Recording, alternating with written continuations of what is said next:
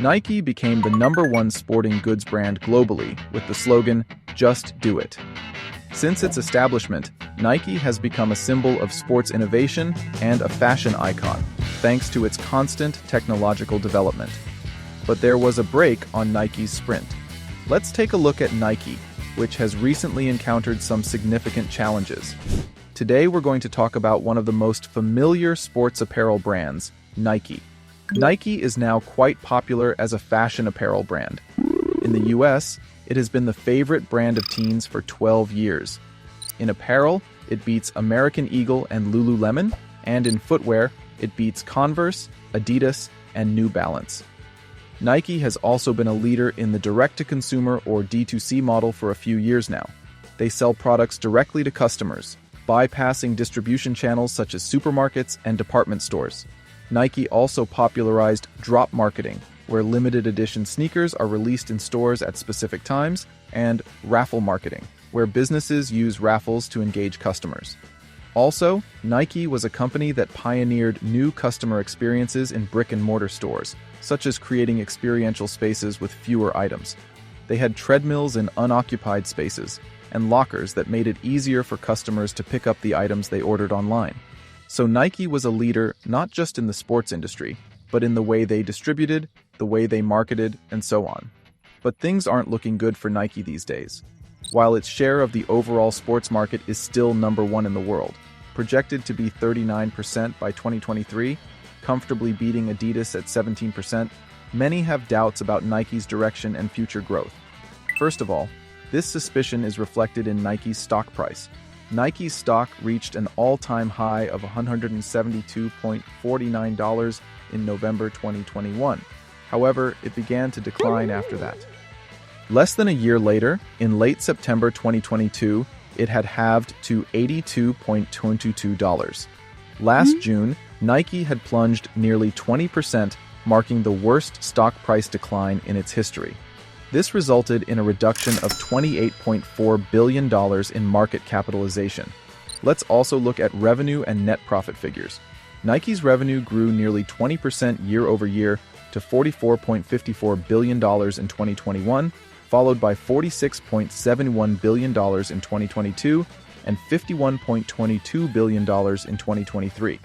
However, it's unclear what will happen afterward. Nike recently announced that its revenue is expected to decline by nearly 10% in 2024, which is reflected in the recent stock price decline. Net profit is already declining. Unlike 2021, which saw a 126% year-over-year growth to $5.73 billion, 2022 saw only a 5.58% increase, and then it plummeted to a 16.20% change in 2023. Net income fell from $6.05 billion in 2022 to $5.07 billion in 2023. Last December, Nike announced that it would lay off about 1,600 people, or 2% of its global workforce, over the next 3 years. In fact, Nike already laid off 740 employees at its headquarters by the end of June. The company was criticized for its off-target response, claiming that working from home during the pandemic was to blame for its poor performance. So, let's see what else might be clouding Nike's outlook. First, the biggest problem is that people aren't buying Nike products like they used to, leading to a growing inventory. Since the pandemic, when home workouts and limited edition sneaker crazes took off, Nike has dramatically increased production each year. According to Nike's data, production has risen by over 5% annually since 2020. Despite the increase in production, the popularity of athletic apparel remained high. Also, Nike focused on its direct-to-consumer business and centered sales on its official site, so they sold at full price with no discounts, which was a huge boost for the company during the pandemic. But as the post-pandemic world experiences inflation, consumers are tightening their wallets. With inventory increasing so rapidly, Nike's stock starts to pile up. In 2023 alone, inventory reached $8.4 billion. Eventually, Nike began diversifying its sales channels again to boost sales. They started supplying products to brick-and-mortar retailers that they had previously stopped supplying due to the D2C strategy. First, Nike started to increase supply to shoe retailers like Foot Locker and ABC Mart. Last October, Nike began shipping again to Macy's, Walmart, and DSW, Designer Shoe Warehouse. Nike's wholesale sales, which had dropped to less than half, bounced back to over 58% by 2023, taking some of the momentum away from their D2C strategy. Plus, these brick-and-mortar stores run a lot of their own sales. According to the data, Foot Locker, Macy's, and others sold Nike sneakers at an average discount of 44% in 2023. That's more than double the average discount rate of 19.4% during the pandemic. It's still a huge discount compared to other sneaker brands, which are around 10%. From Nike's perspective, once they've sold their products wholesale, the retail prices and discounts set by retailers do not impact Nike's revenue. Retailers absorb the cost of discounting, which affects their margins. However, discounts can damage Nike's brand image, potentially causing it to be perceived as just another athletic apparel brand rather than a premium one. This increase in inventory and diversification of sales outlets also means that the scarcity of Nike sneakers, which the company had cultivated under its D2C strategy, will rapidly decrease. A prime example is the Nike Dunk model, often referred to in the US as the Nike Dunk Low Panda. You've probably seen these everywhere. They're one of Nike's most iconic products, first released in 1985. The Nike Dunk Low Panda is actually a basketball shoe, but it's mostly worn by skateboarders. When skateboarding got into the 2020 Tokyo Olympics, it boosted the shoe's popularity. Nike even dropped limited edition dunks and teamed up with celebrities to ride the wave. Nike then went on to release various colored dunk models, which generated huge sales. At first, Nike dropped only a few dunk models to play up the limited edition hype, but then they started cranking up production. In 2021 and 2022, Nike re-released them 8 times a year, and in 2023, they upped it to 12 times a year, boosting their inventory. In January 2023, Nike had sold 150,000 pairs of dunks, but had made 500,000 pairs.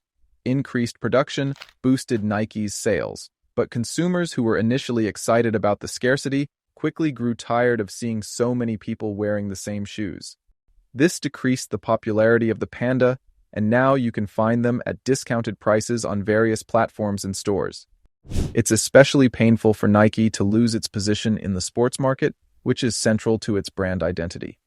Why do we choose Nike over other brands for workout clothes? It's probably because of the quality and features of its products. When it comes to Nike, you expect comfort and performance during your workouts. This trust comes from Nike's long history of technological innovation. One notable example is air cushion technology, introduced in 1979. Another is Zoom Air, which debuted in 1995. In 2012, Nike introduced Flyknit technology, which uses knitted material to create the upper part of the shoe, making it lightweight and comfortable. In 2016, Nike made waves with its Vaporfly technology, which embedded carbon fiber plates in running shoes and introduced a new, more responsive and cushioned sole material. In 2019, Kenyan marathoner Eliud Kipchoge made headlines by running a full marathon in 1 hour, 59 minutes, and 40 seconds in a special pair of Zoom X Vaporfly Next Percent shoes built using this technology. Nike's shoes have been worn by countless track and field athletes ever since. That same year, the World Athletics Championships sparked a technical doping controversy when Nike-sponsored athletes won 17 gold medals, compared to just 5 for athletes from other brands. In fact, other brands have even allowed their sponsored athletes to wear Nike shoes with the logo covered. But as Nike focuses on D2C and fashion, competitors are becoming a threat. Carbon fiber plate technology, once pioneered by Nike, is now common in the running shoe market. Nike is losing ground to emerging brands like Hoka and On Running, which specialize exclusively in running shoes. Other brands are stealing market share from Nike by emphasizing features like extreme cushioning or exploring new areas like trail running, all while Nike continues to struggle. Because of this, they've gone from being a brand you barely heard of to steadily growing in recent years, while Nike has been gradually losing market share. Nike still leads the market, but it's definitely a big deal compared to when Nike was basically the face of sneakers. This trend is definitely a crisis for the brand. Some say that the drop in brand value and the lack of innovation are pitfalls of D2C, which Nike led the way in. This means that Nike has reduced customer touchpoints and become too data-driven. It's no surprise that Nike is cutting back on customer touchpoints. Online direct sales worked well during the pandemic when in-person shopping was limited. But now that in-person shopping is back, Nike is missing out on customers who prefer visiting stores. Trying things on, paying, and walking out with your purchase is something online shopping just can't offer. So, Nike is rushing to increase offline touchpoints. However, this move is starting to hurt the brand's image. Another issue is that Nike is overwhelmed by data. Companies use D2C to build brand value and create loyal customers, but they also aim to capture valuable customer data. This helps them get a direct sense of what customers like and want. Of course, Nike has done well with D2C. The company quickly jumped on the retro and neutro trends that took off during COVID. This allowed Nike to bring back shoes like the Dunks, Jordans, and Air Forces, sneakers that were popular about 30 years ago and still generated huge sales. But it wasn't a true innovation. Rather than creating a new paradigm through technological development, which is what Nike was good at, they focused on customer data and dug through their archives to find things that would sell.